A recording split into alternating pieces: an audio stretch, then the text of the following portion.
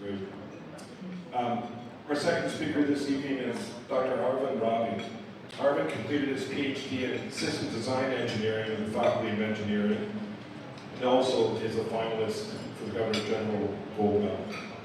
His PhD work focused on neural engineering, EEG signal processing, and machine learning for neural rehabilitation applications. Aravind is published in a highly regarded peer-reviewed journal, holds 3 patents on novel biosignal-driven techniques, and is dedicated to advancing scientific innovations that meaningfully enhance human well-being. He is currently a senior research scientist at Interazon, where he leads R&D initiatives in biosignals and AI to develop cutting-edge brain-computer interface technologies and the next generation of neurotechnology products for mental wellness, sleep, and cognitive health. Please join me in welcoming to the podium Dr. Ravi. It is truly an honor to stand before you tonight as the Governor General Gold Medal finalist and to share the celebration with such an extraordinary group of graduates, mentors, and loved ones. And firstly, congratulations to each and every one of you. Completing a PhD is a remarkable achievement, and doing so during the uncertainty of the pandemic makes it even more extraordinary. We faced closed labs, disruptive data collection, and remote collaborations, yet here we are, not just having survived, but having grown, learned, and persevered. That alone is something to be proud of, each and every one of you. Of course, my path wasn't without its hurdles. Partway through my PhD, my original supervisor relocated abroad, and I had to switch labs. Though challenging, those moments revealed the deep kindness and support within our academic community.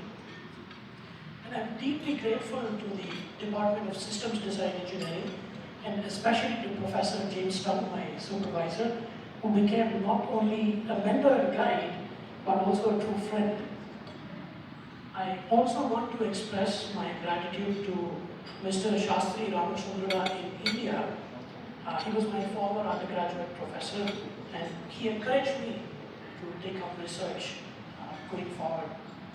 There were also moments of discovery, like realizing I could classify phases of gait from EEG brain signals. And that moment when the data began to speak was both humbling and quite exciting. I also took several AI courses at Waterloo, some of the best anywhere as offered in the world. And that left a lasting impression on me, especially Professor Tijush's class.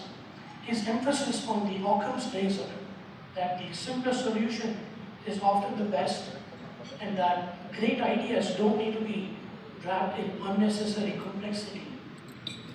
And that mindset continues to guide how I approach my work today.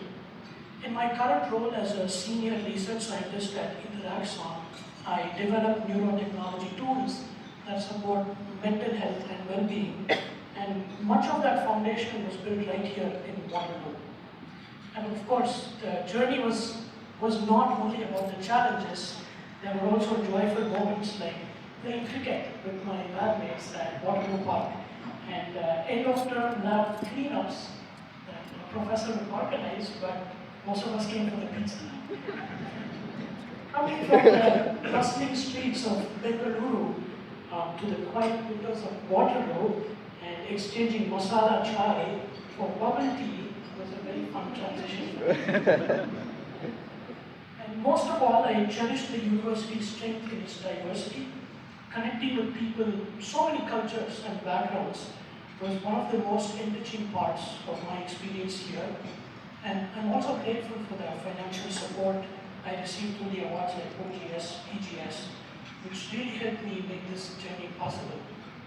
And none of this would have been possible without the love and support of my family. My wife, Smita, who is here tonight, has been a steady source of encouragement. And my parents, in-laws, my sister and my brother-in-law, they've all been pillars of support.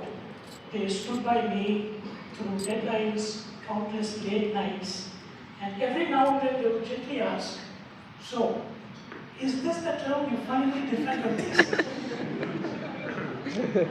When I began my PhD, tools like ChatGPT hadn't even entered the conversation. Today we are at the edge of a new era with AI evolving at remarkable speed. And as researchers and scientists, we carry a deep responsibility to ensure that our work is ethical, thoughtful, and directed toward the well-being of humanity. And while our research may be highly specialized, we must remain broad and adaptable in how we think and solve problems. Don't carry only a hammer in your toolbox, make sure you have the full set. I'd like to close with a line from the Bhagavad Gita that has stayed with me. It says, "You have a right to perform your duty, but not to the fruits of your actions. Never consider yourself the cause of the results of your activities, nor be attached to inaction." I offer my deepest thanks to the Almighty for strength, guidance, and grace. Ella Pugarum Iregunukke, all praise to God. And thank you for the opportunity, and once again, congratulations to all.